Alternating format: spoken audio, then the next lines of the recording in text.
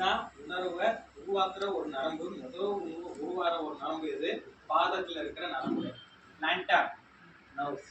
So அந்த plantar nerves வந்து ரொம்ப ஆக்டிவாக இருக்கும். குழந்தைகள் தூங்குறப்ப கூட ஒரு தொட்டிலில் காலை வெளியில் ஒட்டமேனிக்கு தான் தூங்கிட்டு இருக்கும். கவனிச்சிருப்பீங்க நிறைய பேர். கொஞ்சம் கான்சியஸாக நீங்கள் தூங்க விட்டீங்கன்னா செஞ்சீங்கன்னாக்கா அது கான்சியஸாக இருந்துக்கிறதுக்கு என்ன பண்ணிக்கும், வெளியில் தொட்டிக்கு வெளியே காலை தூக்கி வெளியே போட்டுக்கணும். எவ்வளோ வாட்டி உள்ள தூக்கி போட்டாலும் அது என்ன பண்ணும், வெளியில தான் போடும். ஆமாம், அது கான்சியஸாக படுக்கணும்னு நினைக்கிற குழந்தை அப்படி பண்ண ஆரம்பிக்கும்.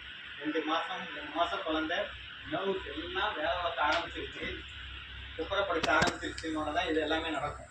ஸோ அந்த மாதிரி குழந்தைகள் தான் இப்போ திடீர்னு மூச்சு இல்லாமல் நாடி இல்லாமல் இருக்குது. எப்படி திருப்பி மூளை இருக்கா வேலை பார்க்குதா இல்லையான்னு சுண்டு அடுத்த நிமிஷம் தெரிஞ்சுக்கலாம்னா எங்கே சுண்டணும், உள்ளங்கால. எங்கே சுண்ட தேவை கிடையாது, தோள்பட்டையில் பண்ணால் ஒரு சில குழந்தைகள் எந்திரிக்கும், ஒரு சில குழந்தைகள் எந்திரிக்க வாய்ப்பு இல்லை. பட் ஆனால் இங்கேனா ரெஸ்பான்ஸ் டக்குன்னு வர வாய்ப்பு இருக்குது. ஸோ இது ஒன்று. ரெண்டாவது, நாடி பிடிச்சி பார்க்கறதுக்கு அது ரொம்ப குட்டியாக இருக்குது. ஸோ அங்கே போய் கரோட்டிட் பல்ஸ் பார்க்க முடியாது. ஸோ அங்கே பெரிஃபெரல் பல்ஸ் தான் பார்க்க சொல்லுவோம்.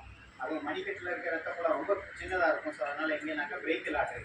அதே எங்கேனாக்கா ஆன்டி கம்ப்யூட்டர் ஃபோர்ஸ் ஆனு இங்கே இருக்கிற இந்த முழங்கைக்கு நடுவில் இருக்கிற இந்த புளி பகுதி இருக்கிற அங்கே அழுத்தி பார்த்தீங்கன்னாக்கா இந்த நரம்பு ஒன்று இருக்கும். அதுக்கு உள்புறம் நீங்கல் சரி இருதய பக்கம்.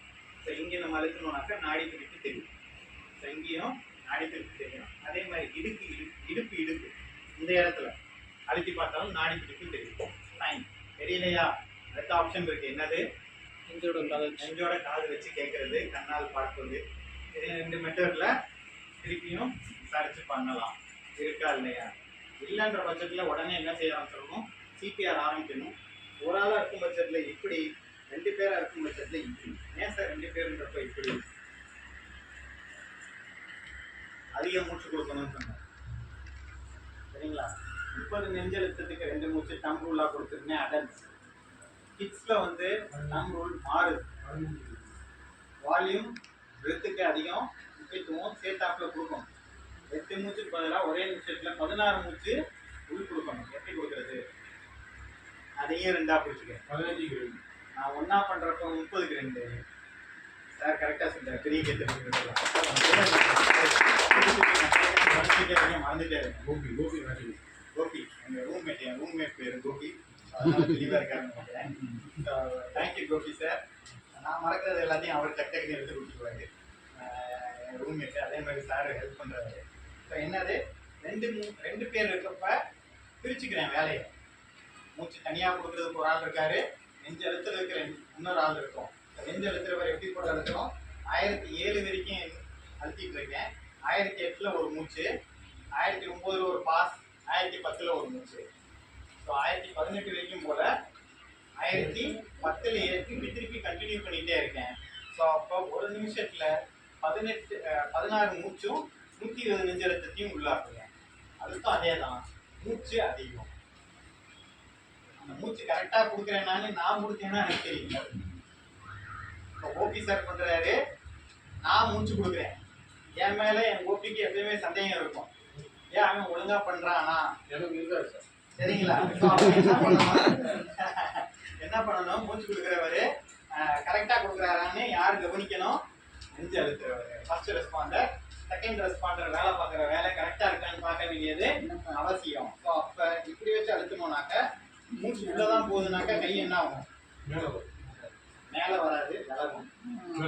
மேலேயும் போகும், விலகும். நெஞ்சு மேலே ஏறுது, நெஞ்சு விரியுது. விரிகிறப்ப என்ன ஆகுது, 2 விரலும் ஒட்டி இருக்கிற விரல் விலகுதான்றதை கவனிக்கும். விலகிற அளவுக்கு நான் கொடுக்குறேன்னா கோபி சார் புரிஞ்சுப்பாரு, நான் ஒழுங்காக வேலை பார்க்குறேன்.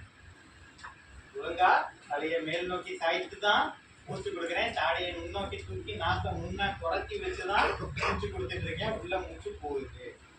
இதுதான் அர்த்தம். சரிங்களா? So this is the way. என்ன சொல்லுவோம்னா எஃபிஷியன்ட் சிபிஆர்.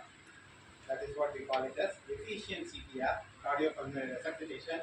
சிபிசிஆர் அப்படின்னா கார்டியோபல்மனரி செரிப்ரல் ரெசக்சிடேஷன்.